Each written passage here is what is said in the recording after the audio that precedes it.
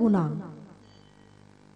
संख्यात, असंख्यात, अनंत, अनंत से भी अनंत, अनंत में भी कई अनंत, हजारों अनंत इकट्ठे कर लो, ये पंच परावर्तन उतना बड़ा है। परावर्तन, परावर्तन शब्द यानी परिवर्तन, परावर्तन और परिवर्तन दोनों का अर्थ एक ही होता है।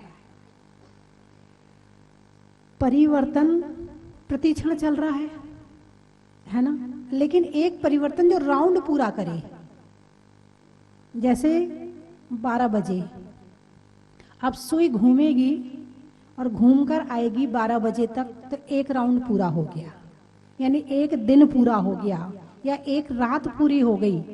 तो एक राउंड पूरा होना, यहां पर वो वाला परावर्तन बताया है, एक राउंड पूरा होना। जब 12 से 12 में आया तो एक राउंड पूरा हो गया, है ना। जैसे कि सुबह हुई, शाम हो गई, शाम के बाद रात हो गई, फिर सुबह हो गई, तो एक राउंड पूरा हो गया, ठीक है ना। अब जैसे आज कौन सी वार है, शनिवार है।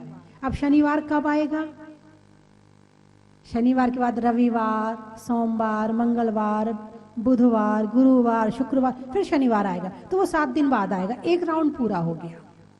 महीना 30 दिन होते हैं या 31 दिन होते हैं, तो जो तारीख आज है वो तारीख कब आएगी, एक राउंड पूरा हो जाएगा तब आएगी। ऐसे ही वर्ष है, एक वर्ष 365 दिन होते हैं, तो 365 दिन में वो दिन कब आएगा, जब एक वर्ष पूरा हो जाएगा। मौसम है, गर्मी आई, फिर बारिश आई, फिर सर्दी आई, अब गर्मी कब आएगी, जब एक राउंड पूरा हो जाएगा। तो ऐसे ही ये पंच परावर्तन है, और इन पंच परावर्तन में 5 चीजों का परिवर्तन बताया है। द्रव्य परिवर्तन, क्षेत्र परिवर्तन, काल परिवर्तन, भाव परिवर्तन और भाव परिवर्तन। अब इसमें से सबसे पहले है द्रव्य परिवर्तन। द्रव्य कितने होते हैं, बोलिए ना, अब आप नाम तो बता दो, तभी तो मुझे पता चलेगा कि आपको मेरी बात समझ में आ रही है। 6 होते हैं द्रव्य, है ना। जीव, पुद्गल, धर्म, अधर्म, आकाश और काल। थोड़ा सा कठिन लगेगा, लेकिन नहीं समझोगे तो ये समझना कि ये जीवन बेकार हो गया, हमने कुछ भी नहीं समझा है। यदि ये नहीं जाना तो ये समझना कि हमने अपनी जिंदगी में कुछ भी नहीं जाना है। तो सबसे पहले इसमें ये देखें, 6 द्रव्यों में से इसमें जो लिया है वो है पुद्गल परिवर्तन। पुद्गल, पुद्गल को तो जानते हो ना, जीव और पुद्गल, आत्मा और शरीर। आत्मा जीव है और शरीर पुद्गल है, इतना तो जानते हो। चलो, शरीर पुद्गल है। ये मेरे सामने टेबल रखी है, ये क्या है, ये भी पुद्गल है। आप जो ज्वेलरी पहने हैं वो क्या है, वो भी पुद्गल है। कपड़े पहने वो क्या है, वो भी पुद्गल है। जो हम भोजन करते वो क्या है, वो भी पुद्गल है। मकान क्या है, वो भी पुद्गल है। गाड़ी क्या है, वो भी पुद्गल है। यानी जो कुछ संसार में दिख रहा है आंखों से वो सब पुद्गल है। और पुद्गल परिवर्तन, नाम क्या है इसका, पुद्गल परिवर्तन। तो पुद्गल परिवर्तन के लिए बताया है कि जन्म के समय में 6 पर्याप्तियां प्रारंभ होती हैं। आहार, शरीर, इंद्रिय, भाषा, मन, श्वासोच्छ्वास, ये 6 पर्याप्तियां होती हैं। तब एक जीव अपनी जिंदगी आगे शुरू करता है।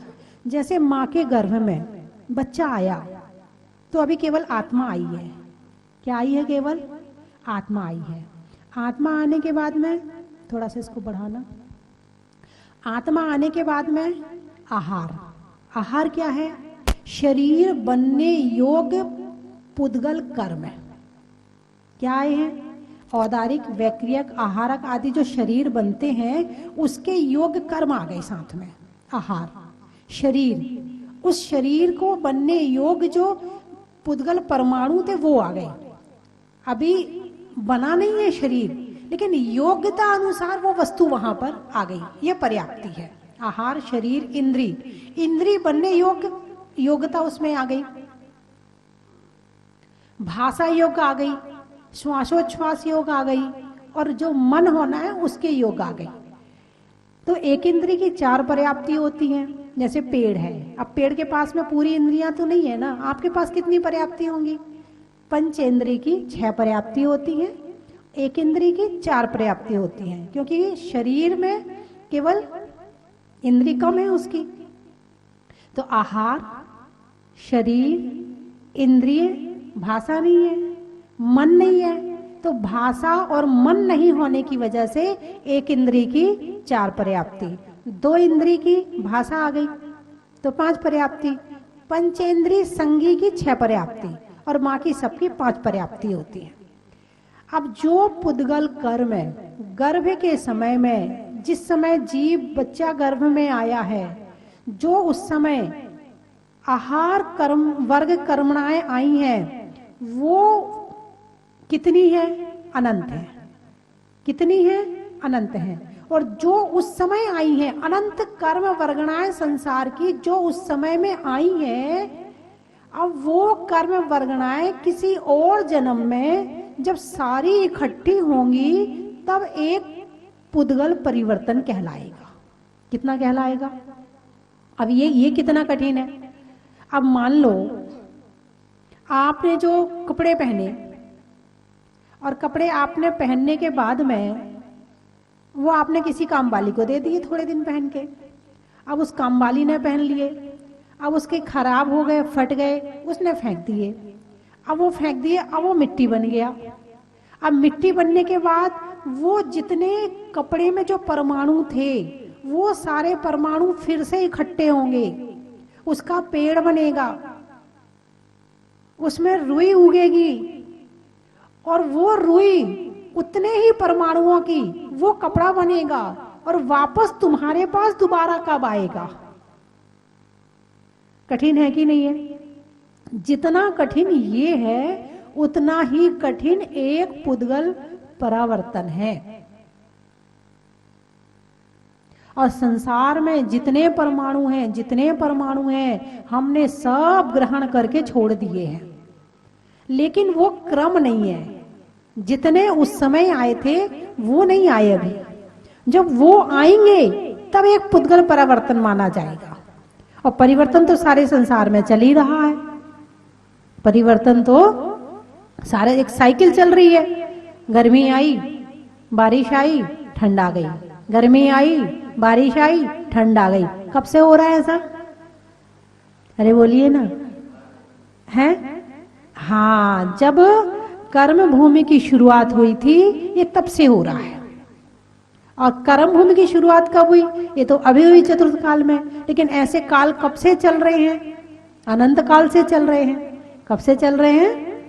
अनंत काल से चल रहे हैं। हम कहाँ थे उन अनंत काल में? हम क्या कर रहे थे? हम यही पुद्गल परिवर्तन कर रहे थे। शरीर बदल रहे थे, है भाव बदल रहे थे, भाव बदल रहे थे, क्षेत्र बदल रहे थे, और कुछ नहीं कर रहे। हम केवल परिवर्तन कर रहे हैं। अब जैसे एक नोट है, जो नोट आज आपकी जेब में है और आपने किसी दुकान वाले को दे दिया, अब वो दुकान वाले ने किसी और को दे दिया, उसने बैंक में जमा कर दिया, बैंक ने दूसरे शहर में भेज दिया, दूसरे शहर से किसी और के पास चला गया। तो जो नोट आपकी जेब में था, अब वो नोट आपकी जेब में कब आएगा? मुश्किल है कि नहीं है? ऐसे ही एक पुद्गल परिवर्तन है। और संसार में अनंत काल से हमने पुद्गल परिवर्तन के अलावा कुछ भी नहीं किया है। तो हम अभी प्यार किससे करते हैं? पुद्गल से कि आत्मा से? अरे बोलिए ना। पुद्गल से प्यार करते हैं। अच्छा, तो मैंने एक दिन बताया था कि जिससे प्यार करोगे वो ही मिलेगा। जिससे प्यार करोगे वो ही मिलेगा। हम किससे प्यार करते हैं? पुद्गल से। किसकी टेंशन करते हैं? पुद्गल की। कभी आत्मा की टेंशन हुई कि हे भगवान कल्याण कैसे होगा, हे भगवान ये कर्म कैसे छूटेंगे? हैं जरा सी ज्वेलरी खो जाए दिन भर रोने धोने बैठ जाते हैं, एक साड़ी जो पसंद आई है, यदि वो नहीं खरीदने दी गई आपको तो रोने धोने बैठ जाएंगे, लड़ाई झगड़े कर लेंगे। करते कि नहीं करते हो? है अभी 24 से 24 घंटे किसकी सोच में जा रहे हैं? पुद्गल की। किसकी सोच में जा रहे हैं? और जिस जिस पुद्गल को आप पसंद करते हो वो सारा पुद्गल हमने अनंत काल में ग्रहण करके छोड़ दिया है। ऐसा नहीं कि वो हमें मिला नहीं है। कुछ लोग रोते रहते हैं, अरे हमारी तो इच्छाएं पूरी नहीं हुई, हमारी तो बड़ी इच्छा थी कि हम वो वाली गाड़ी में बैठे हैं। हाँ, पुरुषों की इच्छा गाड़ियों की होती है, उन्हें कुछ नहीं चाहिए, चाहे 50 लाख रुपए खर्च करवा लो, 1 करोड़ खर्च करवा लो, दान देने में 1 लाख भी भारी लगेगा और गाड़ी खरीदने में 1 करोड़ भी कम लगेगा। अरे सस्ती मिल गई जे कहो, इस समय यदि अगले महीने लेते ना तो महंगी हो जाती। इस समय तो ऑफ सीजन चल रहा था इसलिए अभी ले ली हमने। वहां पर 1 करोड़ भी कम लग रहा, सस्ती मिल गई। अरे वो साड़ी ना बहुत सस्ती है। और वो उतना ही पैसा यदि दान करना हो तो सोचना पड़ता दान करें कि नहीं करें। इतना प्रेम करते हैं पुद्गल से, इतना प्रेम करते हैं कि इस पुद्गल के बीच में हमारी आत्मा तो खो गई है। पता ही नहीं चलता है आत्मा है कि नहीं है, पता ही नहीं चल रहा कि आत्मा को हम जानते भी हैं। हम तो केवल पुद्गल को जानते हैं और इस पुद्गल के दीवाने हैं। क्या कहते हैं? अच्छा बताओ, दीवाने हैं कि नहीं? जो जरा सा सुंदर हो जाए, जरा सी शक्ल मिल जाए अच्छी सी, तो वो अपनी शक्ल का दीवाना होता नहीं होता है? बड़ा अहंकार रहता है, मेरे समान ना कोई नहीं दिखता, सबसे सुंदर ना हम ही हैं। हाँ, उसका ही दीवाना। ये शक्ल क्या है? ये भी पुद्गल है। आज है और कल नहीं है। आज सुंदर हो, कल एक्सीडेंट हो जाए, शक्ल खराब हो जाए, फुंसियां निकल जाए, शक्ल खराब हो जाए, कोई बीमारी हो जाए, शक्ल खराब हो जाए। इस शक्ल का पता है क्या?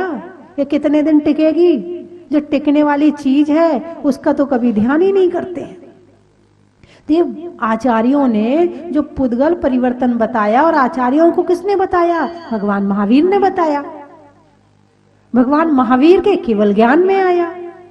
केवल ज्ञान में तो ऐसे झलकता है जैसे दर्पण में तुम्हारी शक्ल झलकती है। तो पुद्गल परिवर्तन बताने का कारण क्या है? क्यों समझना चाहिए इस पुद्गल परिवर्तन को?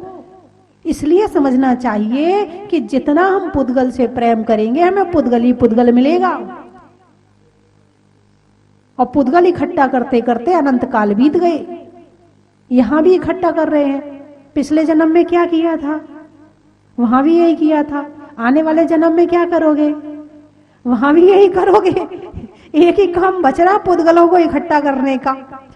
बस पुद्गल इकट्ठे करो, उसकी रक्षा करो, आयु कर्म पूरा हो जाए, चले जाओ, फिर अगले जन्म में जाओ, फिर इकट्ठा करो, फिर मकान बनाओ, फिर ABCD सीखो, फिर काखा कागा सीखो, फिर चले जाओ। ये काखा का भी क्यों सीख रहे हो? पुद्गल इकट्ठा करने के लिए हैं। बच्चे पढ़ाई क्यों करते हैं? हाँ, बच्चे बैठे बताइए, पढ़ाई क्यों करते हैं? कमाई करने के लिए। कमाई क्या है? पुद्गल है। कमाई क्या है? पुद्गल है। तो पुद्गल को इकट्ठा करने के लिए काखा का सीखते हैं। पहले सीखते थे शास्त्र पढ़ने के लिए, और अब सीखते हैं केवल नोट कमाने के लिए, धन कमाने के लिए। और वो धन भी तुम्हारा है क्या? अच्छा मुझे ये बताओ, जब साथ आए थे, ये बात मैं बार बार आपको याद दिलाती हूँ, ये एक बात मैं हमेशा याद दिलाती हूँ, फिर से याद दिला देती हूँ। जब जन्म लिया था तो इस शरीर के साथ और क्या क्या आया था? बोलिए ना। कुछ भी नहीं आया था। ये सोने की अंगूठी, चूड़ी, कंगन, कपड़े, अरे कुछ तो आया होगा? नहीं आया था। अच्छा, फिर कहाँ मिला? ये यहीं आके मिला है। जब यहीं आके मिला तो मेरा कहाँ हुआ? जो मेरे साथ आया वो मेरा है, जो मेरे साथ नहीं आया वो यहाँ का है। कहाँ का है? यहाँ का है। तो यहाँ की चीज मेरी हो सकती है क्या? नहीं हो सकती। जब जाओगे तो साथ में क्या जाएगा? अब सच बताना। आने में तो शरीर साथ में आ गया था, जाने में शरीर भी साथ जाएगा कि नहीं जाएगा? जाते समय तो ये शरीर भी यही रह जाएगा, ये शरीर भी छूट जाएगा। आते समय तो आ गया संसार घुमाने के लिए, संसार दिखाने के लिए, संसार परिभ्रमण करवाने के लिए, और आपका उद्देश्य अच्छा हुआ तो संसार को काटने के लिए, धर्म को करने के लिए ये शरीर भी मिल गया। लेकिन जाते समय ये शरीर साथ जाएगा क्या? नहीं जाएगा। जब शरीर साथ नहीं जाएगा तो जो तुमने इकट्ठा किया है, जैसे बच्चे इकट्ठे करते, बचपन होता है तो बच्चे के, पहले के बच्चे वो उससे खेलते थे, जो पत्थर होते थे कंचे से खेलते थे, और रात को सोते थे तो हाथ में लेके सोते थे, मेरा है। तुम्हें जितना हीरा मोती से प्यार होता था उतना उन्हें उन कंचों से प्यार होता था, उन वो गुट्टे पत्थर से प्यार होता था, है ना। और जब थोड़े से बड़े हुए तो फिर थोड़े से और दूसरे तरह की चीजों से प्यार हो गया, फिर थोड़े और बड़े हुए तो हीरा मोती से प्यार हो गया। वो पत्थर भी छूटेंगे, वो हीरा मोती भी छूटेंगे, कुछ भी साथ जाने वाला कितने इकट्ठे कर लो, कुछ भी जाने वाला नहीं है। तो ये जो सारा पुद्गल इकट्ठा कर रहे हैं, तो जब जाएंगे तो तब साथ जाएगा क्या? अरे बोलिए ना। यदि बाई चांस जाने की व्यवस्था होती तो क्या होता? यदि किसी व्यक्ति ने इस दुनिया में आके कमाया और अगले जन्म में जब वो जा रहा है तो वो अपने साथ लेके जाए तो क्या होता? अरे बोलिए, कुछ तो सोचो, कुछ तो अंदर जाया करो, कुछ तो अंदर घुसा करो अपने। केवल बाहर बाहर पुद्गल पुद्गल में घूमते रहते हैं। यदि साथ जाने की व्यवस्था होती तो आपके लिए कुछ भी नहीं बचता। पहले वाले ले गए होते सब, रहने के लिए ना मकान बचता, ना जमीन बचती, ना सोना बचता, ना चांदी, कुछ नहीं बचने वाला था।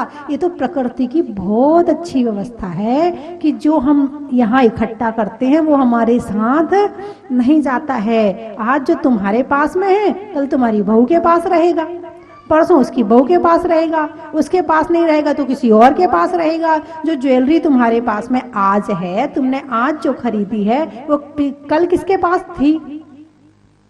किसी और के पास थी। वो सोना परसों किसके पास था? किसी और के पास था। कल किसके पास रहेगा? इसकी भी कोई गारंटी नहीं है। लेकिन जब तक हमारे पास में है तो हम क्या कहते हैं? मेरा है। चलिए, मैं आपको मेरा है कहने के लिए मना नहीं कर रही हूं, आप मेरा है कहिए, लेकिन दो तरह से मेरा कहिए, है ना। एक होता पड़ोसी का बच्चा और एक होता है अपना बच्चा, है ना। अब पड़ोसी का बच्चा तुम्हारे साथ में जा रहा है और कोई मिला, भाई साहब ये किसका बच्चा? अपना ही है। क्या कहते हो? अपना ही है कहते ना। अंदर से अपना कहा क्या? थोड़ा वेच बढ़ाना। अंदर से अपना कहा क्या? नहीं कहा। कैसे कहा? ऊपर से कहा। कैसे कहा? ऊपर से कहा। अंदर में क्या भाव है? मेरा नहीं है, ये तो पड़ोसी का है, नहीं अपना ही है। अच्छा, और यदि अपना बेटा हो और कोई पूछ ले, भाई साहब ये पड़ोसी का लड़का है क्या? आवाज कैसी निकलेगी? आवाज कितनी धीमी निकलेगी कि जोर से निकलेगी? हाँ, नहीं नहीं ये तो मेरा ही लड़का है। हाँ, और जब पड़ोसी का बता, नहीं अपने ही है, बड़ी धीरे से निकल रही, अपने ही है।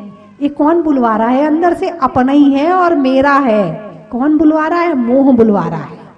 कौन बुलवा रहा है? ना पड़ोसी का मेरा है और ना मेरा मेरा है। बोलिए, ना पड़ोसी का मेरा है ना मेरा मेरा है। राजा जनक ने एक सपना देखा और सपने में देखा कि उनके जितने पुत्र थे वो सारे के सारे मर गए, सारे के सारे मर गए और वो बहुत रो रहे हैं, बहुत रो रहे हैं। उन्होंने अपने मंत्रियों को बुलाया, ज्योतिषियों को बुलाया और बड़े दुखी हो रहे, मेरे तो सारे पुत्र मर गए। तो ज्योतिषियों ने कहा, महाराज आप दुखी क्यों होते हो? वो तो सपने के पुत्र थे। वो कौन से पुत्र थे? सपने के पुत्र थे। तो बोले, भैया जब मैं सपना देख रहा था तब मुझे ये याद नहीं था कि जागृत के पुत्र दूसरे हैं। तब तो मुझे यही लग रहा था कि ये ही मेरे हैं। अब मैं किसके लिए रोऊं? सपने वाले के लिए रोऊं या जागने वाले के लिए रोऊं?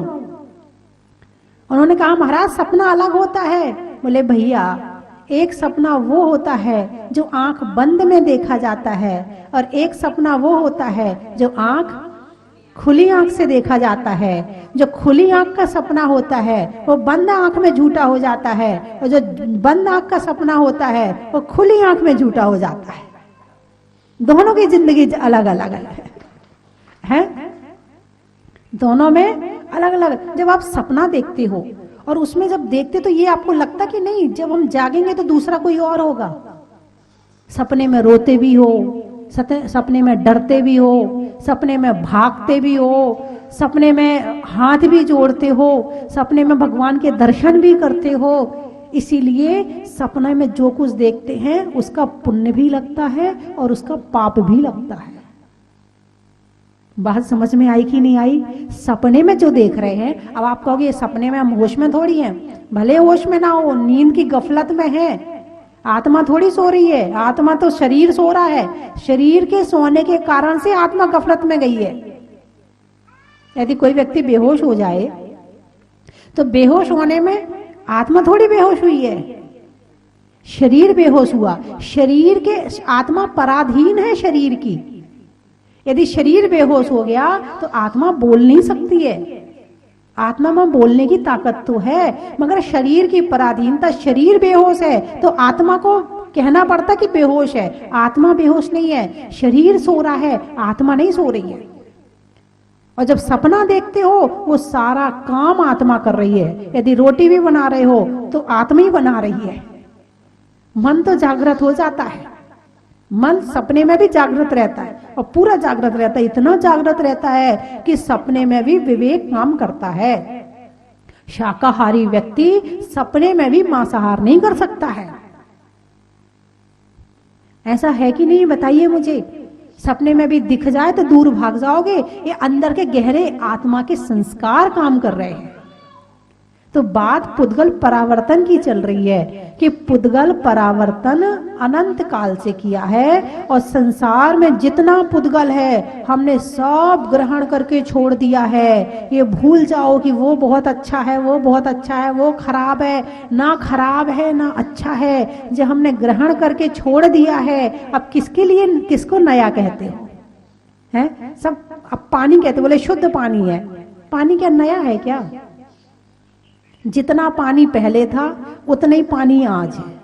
बस यहाँ का पानी ऊपर बादल बन के जाता है, बरसता है, फिर नीचे आ जाता है, फिर ऊपर चला जाता है, फिर नीचे चला जाता है, और यही हो रहा है।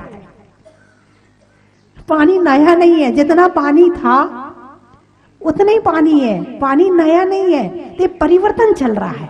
ऐसे ही हमने संसार के हर पुद्गल को ग्रहण करके छोड़ दिया। ये तो एक पुद्गल परिवर्तन हुआ है।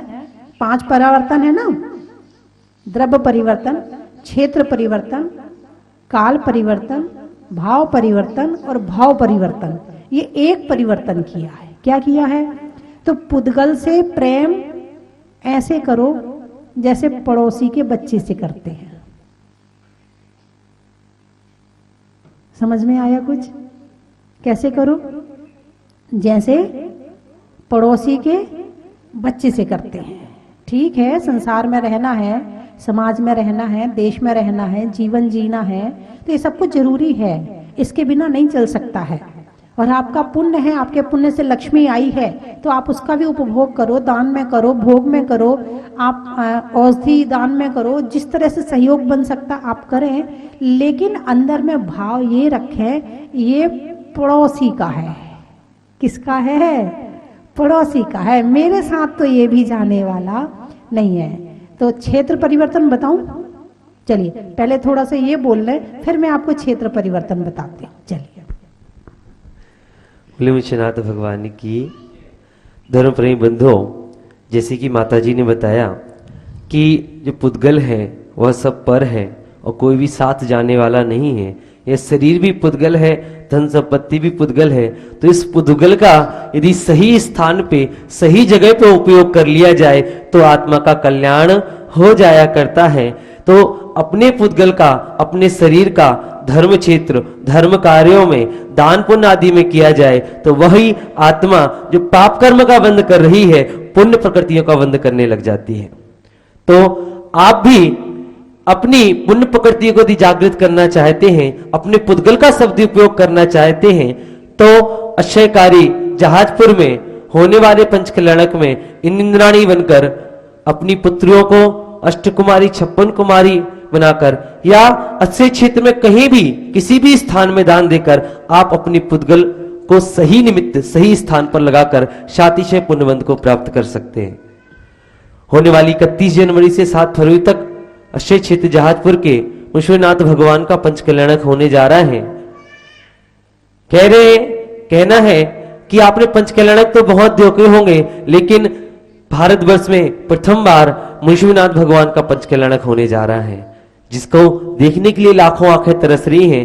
हम सब भी लालायत हैं कि कितनी शीघ्र यह हमारे नजदीक 4 सालों से जो लोग इंतजार कर रहे थे, उनकी इंतजार की घड़ी समाप्त होने वाली है और शीघ्र आपके सम्मुख आचार्य श्री ज्ञान सागर जी महाराज के सानिध्य में और आरिका मां सस्ती भूषण माता जी के परम सानिध्य में इस जहाजपुर की पावन धरा पर अक्षयकारी बड़े बाबा का पंचकल्याणक होने जा रहा है। उसमें आप सभी इंद्राणी बनकर शातिशय पुण्यवंत को प्राप्त कर सकते हैं। अपनी पुण्य प्रकृतियों का संचय करके अच्छी से अच्छी गति को प्राप्त करके शीघ्र ही मोक्ष पद को प्राप्त कर सकते हैं, जिसकी राशि इस प्रकार है। ब्रह्मोत्तर इंद्र, जिनमें से बाकी कुछ इंद्र बन चुके हैं, कुछ इंद्र शेष हैं, जिसमें आप अपनी सहभागिता निभाते हुए उसमें अपना योगदान दे सकते हैं। 5,51,000 रुपए की राशि में इंद्र बनकर सारी समस्त सुविधाओं का उपयोग करते हुए यहाँ पे जो इंद्र बनेंगे उनको रहने की, भोजन की, कपड़े की सारी व्यवस्थाएं यहाँ से प्रदान की जाएगी। आपको सिर्फ आना है और अपनी पुद्गल को, अपने शरीर को सही कार्यों में, अच्छे कार्यों में लगाकर शातिशय पुण्यवंत को प्राप्त करना है। दूसरे प्रतीन इंद्र जो कुल 12 होंगे, उनमें से कुछ इंद्र बन चुके हैं, कुछ शेष हैं। जो शेष हैं वह विशेष हैं, उनकी राशि 2,51,000 रुपए। 108 इंद्र बनाए जा रहे हैं, उनकी राशि 1,08,000 रुपए। लौकांतिक देव की राशि मात्र 1 लाख रुपए और कुल सामान्य जो होंगे उनकी 51,000 रुपए राशि है।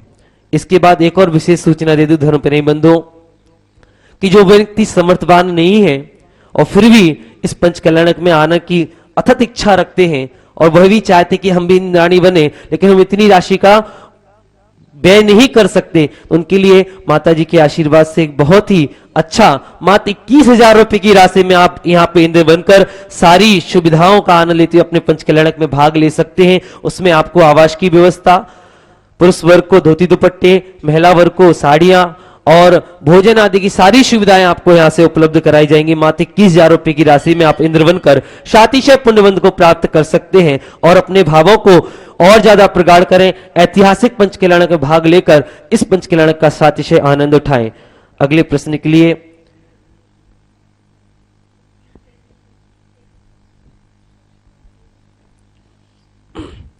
क्षेत्र परिवर्तन के लिए माता जी से निवेदन करूंगा कि क्षेत्र परिवर्तन के बारे में जो बताने जा रही थी आगे उसकी चर्चा करें। देखिए, छोटे छोटे प्रश्न अलग अलग होते हैं, लेकिन यदि गहराई से धर्म को समझ लिया जाए, छोटे छोटे प्रश्न का उत्तर अपने आप मिल जाता है। मिलता कि नहीं मिलता? अब ये पुद्गल परिवर्तन बताया, तो पुद्गल से संबंधित जितने उत्तर होंगे वो सारे इसमें समाहित कर लो। अलग अलग प्रश्न पूछने की जरूरत नहीं पड़ेगी। अब किसी ने पूछा, बोले रोटी किससे बनती है? बोले गेहूं के आटे से। पराठा किससे बनता है? बोले गेहूं के आटे से। पूरी किससे बनती है? बोले गेहूं के आटे से। बोले खाजा किससे बनते? बोले गेहूं के आटे से।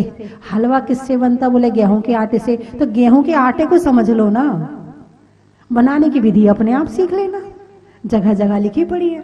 धर्म को समझ लो तो बाकी उत्तर अपने आप ही मिल जाएंगे। एक पुद्गल को समझ लिया ना तो आपने सारे संसार को समझ लिया।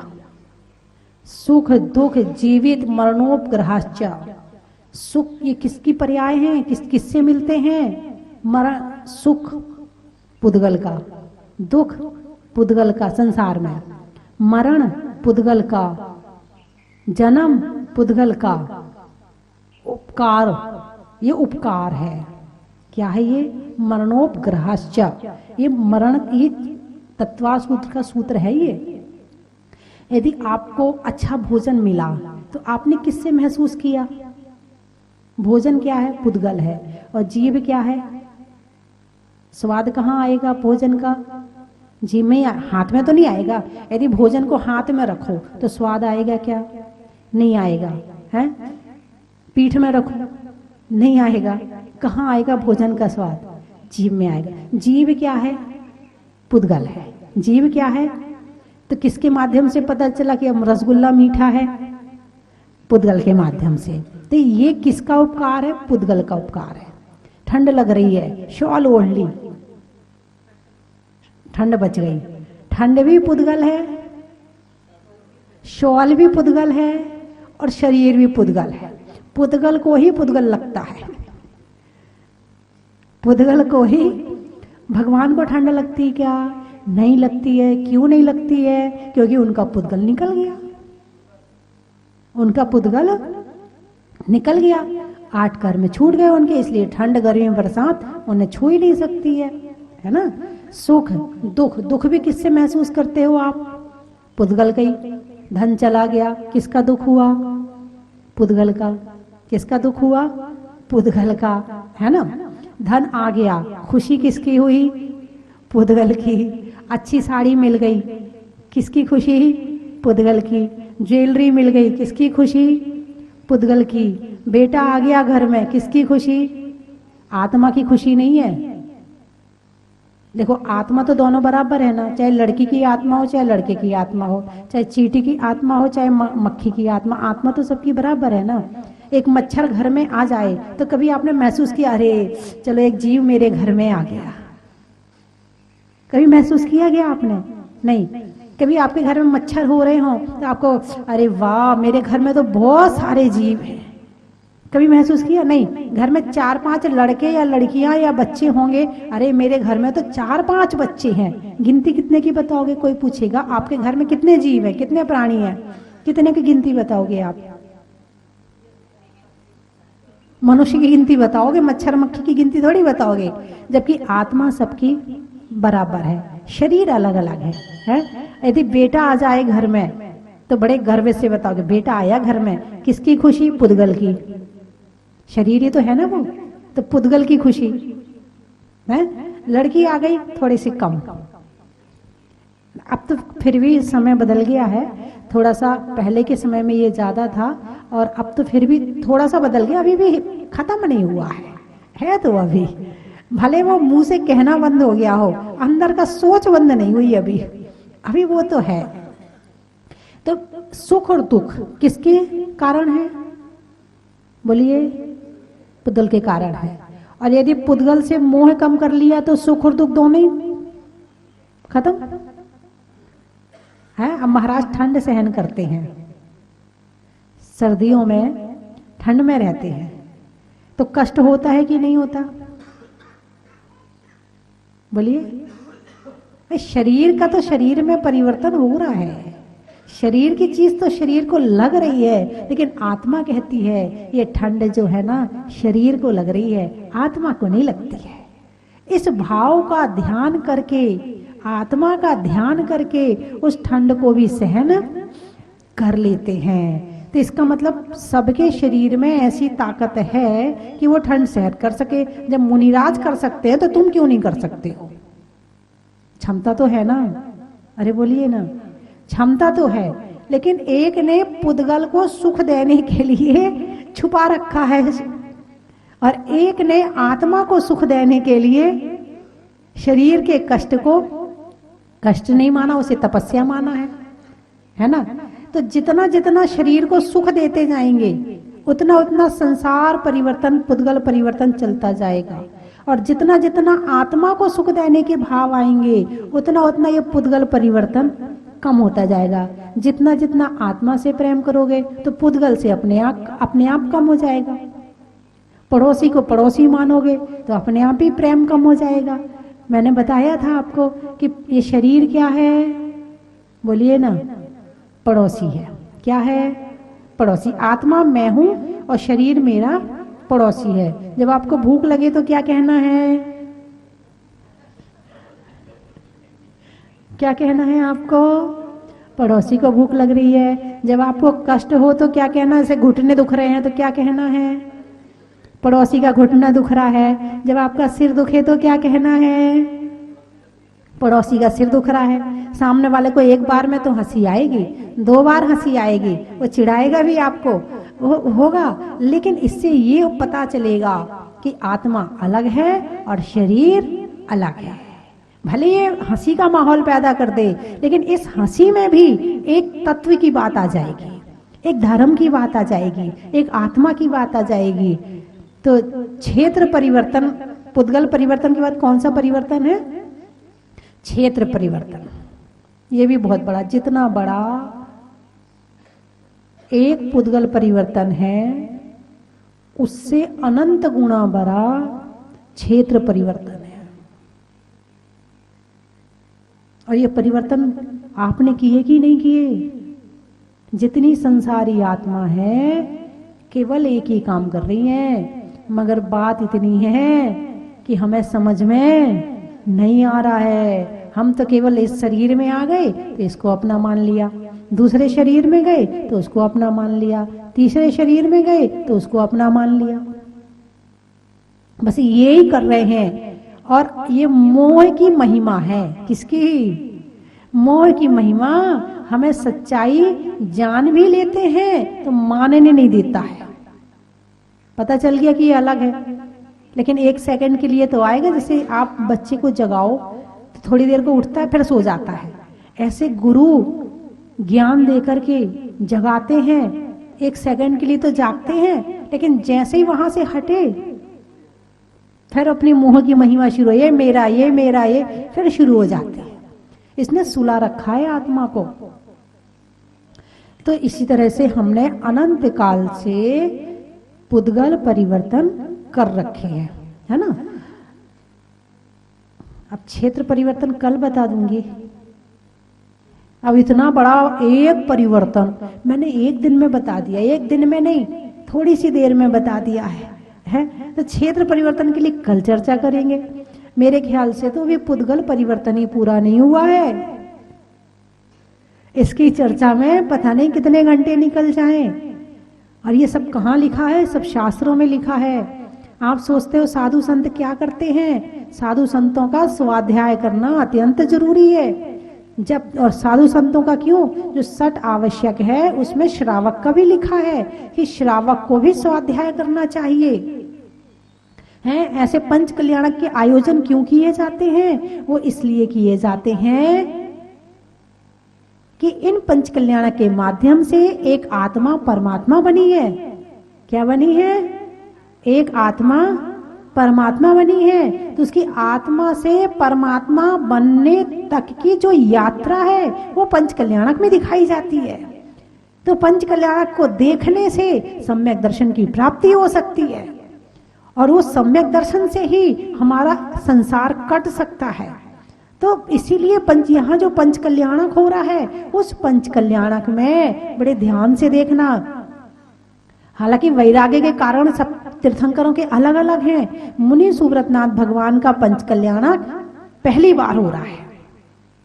ये पंच कल्याणक पहली बार, यदि आप बैठोगे, भाई लगता ना, कोई कहता भाई हमने तो आदिनाथ भगवान के पंच कल्याणक देखे। कुछ देवता हैं जो आदिनाथ भगवान के पंच कल्याणक में गए होंगे, हैं कुछ देवता अजितनाथ में आना जाना आयु कर्म के हिसाब से क्रम तो लगा रहता है ना। तो इसी तरह से आपने बहुत सारे तीर्थंकरों के पंच कल्याणक किए होंगे, लेकिन अभी मुनि सुव्रतनाथ भगवान का पंच कल्याणक नहीं किया होगा। और भगवान से प्रार्थना करो कि 24 तीर्थंकर के पंच कल्याणक हो और हम सबके पंच कल्याणक करें। ऐसी शक्ति मिले, ऐसी भक्ति मिले, ऐसे भाव मिले कि हम 24 तीर्थंकर के पंच कल्याणक में बैठे। आपके भाव है कि नहीं है? क्या करें, ठंड बहुत पड़ेगी, कैसे बैठ पाएंगे इस पुद्गल को बचाने के लिए? जब आचार्य ज्ञान सागर महाराज यहाँ इस ठंड में आ रहे हैं तो तुम क्यों कमजोर पड़ रहे हो? बात समझ में आई कि नहीं आई? आचार्य ज्ञान सागर महाराज श्री पंच कल्याणक में यहाँ पर आ रहे हैं। मुनिराज हैं, तन पे कपड़े नहीं है। जब इतनी ठंड में वो यहाँ पंच कल्याणक में आ सकते हैं, तुम्हें तो गाड़ी में आना है, वो तो पैदल चल के आ रहे हैं। आपको तो गाड़ी में ठंड लग रही है।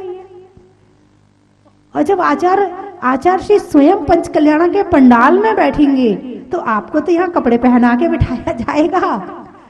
अपने घर से इनर ले आना, ऊपर की इनर, नीचे की इनर, कान में बांधने का ले आना, शरीर में जितने कपड़े पहन सकते उतने पहन लेना, मगर आ तो जाना। इस ठंड का ध्यान करके अपने पुद्गल को घर में मत बिठा लेना। इस शरीर के पुद्गल के कारण से आत्मा को यहाँ के पंच कल्याणक दिखाने से छोड़ मत देना। ये मौसम परिवर्तन तो चलता रहेगा, अनंत काल से चल रहा है, चल रहा था और चलेगा। इस घर के अंदर कब तक बैठे रहोगे, कितने दिन तक बैठे रहोगे? बोलिए, जिस घर के अंदर आप छुप कर बैठ रहे हो ठंड में, वहां कब तक बैठे रहोगे, कितने साल बैठे रहोगे? एक दिन तो छोड़ना पड़ेगा। जब वहां छोड़ नहीं है तो इन दिनों में भी छोड़ लेना। कुछ लोग कह रहे 7 दिन तक कैसे होगा? अरे पुण्य समझो कि 7 दिन का पंच कल्याणक है। और 7 दिन का क्यों? गर्भ कल्याणक तो 1 तारीख को शुरू होगा, 2 तारीख को गर्भ, 2 दिन, एक दिन सपने दिखाएंगे, एक दिन फल बताएंगे। गर्भ कल्याणक, जन्म कल्याणक 3 तारीख का है, तप कल्याणक 4 तारीख का है।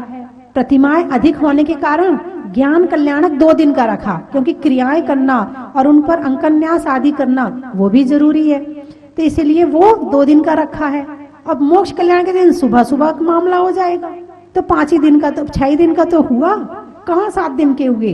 अब भाव तो बनाओ, ये पुद्गल तो अपने आप चला आएगा। भाव आत्मा को बनाने हैं। सर्दी कब तक लगती है? जब तक भाव में सर्दी लग रही है, और भाव की सर्दी गई। अच्छा, आप सुबह उठते हो तो रजाई छोड़ने के कितनी देर बाद तक ठंड लगती है? 2 मिनट, 5 मिनट, 5-7 मिनट ठंड लगती है। जब तक छोड़े हैं थोड़ी सी हटाओ, ठंड लग रही, फिर ओढ़ लिए, फिर हटाओ, ठंड लग रही, फिर ओढ़ लिए। अब छोड़ना तो पड़ेगा, 24 घंटे तो बैठे नहीं रह सकते हैं। अब छोड़ ही दी, चलो अब तो 8 बज गए, अब तो उठना ही पड़ेगा। अब उठने के बाद फिर कितनी देर ठंड लगती है? इस टेम्परेचर से और शरीर का टेम्परेचर बराबर हुआ, ठंड बंद हो गई। जब तक शरीर को ढक रखा है, ये ठंड तभी तक लग रही है। और इसके जैसे ये टेम्परेचर पाँव जब जमीन में रखते हो तो ठंडा लगता है, और टेम्परेचर दोनों का बराबर हो जाए तो फिर नहीं लगता है। तो ठंड के कारण से आप इस पंच कल्याणक में आना मत छोड़ना, आपको आना जरूर है। और मैं तो कहूंगी कि भगवान के पंच कल्याण, आपको तो कुछ भी नहीं करना है, थाली लगी लगाई मिलेगी भोजन की। हाँ, थाली लगी लगाई मिलेगी, और पूजा में बैठोगे तो पूजा की थाली लगी लगाई मिलेगी। यहाँ तो ठंड से और बच जाओगे, घर में तो फिर भी 10 काम करने पड़ते हैं। मंदिर जाओगे तो वो भी आधा किलोमीटर है, यहाँ तो पंडाल के पास में ही कमरे बने मिलेंगे। बात समझ में आई कि नहीं आई? और ठंड घर में ज्यादा लगेगी, यहाँ कम लगेगी आपको। तो आप पंच कल्याणक में इंद्र इंद्राणी जरूर बन करके बैठे। मेरी ऐसी भावना है कि अपने जीवन में मुनि सुब्रतनाथ भगवान के पंच कल्याणक में इंद्र इंद्राणी जरूर बनना है।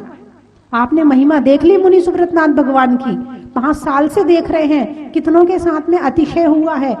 तो जब आपने भगवान की महिमा देख ली है तो उनके क्या भगवान की पंच कल्याणक की पूजा नहीं करोगे? करनी है, सबको करनी है भगवान के पंच कल्याणक की पूजा। ये मत सोचना जब स्वर्ग का इंद्र धरती पर आ सकता है भगवान के पंच कल्याणक के लिए, तो क्या आप अपना घर छोड़ के 7 दिन के लिए यहाँ नहीं आ सकते? यदि आपको स्वर्ग भेज दिया जाए, फिर कहा जाए पंच कल्याणक में आइए, आओगे कि नहीं आओगे? अब कौन स्वर्ग छोड़े? हमें तो नहीं जाना है। नहीं, जब तुम यहाँ का घर नहीं छोड़ पा रहे हो तो स्वर्ग कैसे छोड़ोगे? बात समझ में आई कि नहीं आई? तो इंद्र इंद्राणी बनकर आपको पंच कल्याणक में जरूर बैठना है। कहाँ कहाँ से आए सब लोग? लखनादौन। प्रश्नों में कौन का, लेने में मौन का, और आने वालों में लखनादौन का। और कहाँ से आए? जयपुर। गाने में सुर का, नृत्य में नूपुर का, और आने वालों में जयपुर का। हाँ, आप कहाँ से हैं? नैनवा। सर्दी की हवा का, सर्दी की हवा का, बीमार में दवा का, और आने वालों में नैनवा का। माइक पे बोलो। हाँ, mother Teresa Jabalpur. Mother Teresa, अच्छा अच्छा। सुधरने में दशा का, रात्रि में सोने में निशा का, और आने वालों में जबलपुर मदर टेरेसा का। बड़ा ही बामोर कला, करने में भला का, करने में भला का, गाने में गला का, और आने वालों में बामोर कला का। बड़ा ही महत्व है। बिहार, बिहार में कहाँ से? मधुबन, मधुबनी। अच्छा, हीरे की कनी का, हीरे की कनी का, बारात में बनी का, और आने वालों में बिहार मधुबनी का। बड़ा ही महत्व है। उज्जैन, चेहरे पर नैन का, बोलने में बैन का, और आने वालों में उज्जैन का। बड़ा ही महत्व है। आकाश में तारा का, लगाने में नारा का, और आने वालों में बारह का। बड़ा ही महत्व है। हो गए सारे? हाँ बोलिए। अहमदाबाद, होने में आबाद का, गुरुओं के आशीर्वाद का, और आने वालों में अहमदाबाद का। बड़ा ही महत्व है। फूल में कली का, तपस्या में बाहुबली का, और आने वालों में देवली का। बड़ा ही महत्व है। मुजफ्फरनगर, जहाजपुर का भी बता दो। रिश्तों में ससुर का, देवों में असुर का, और आने वालों में जहाजपुर का। मुजफ्फरनगर माता जी। पानी में मगर का, चलने में डगर का, और आने वालों में मुजफ्फरनगर का। बड़ा ही महत्व है।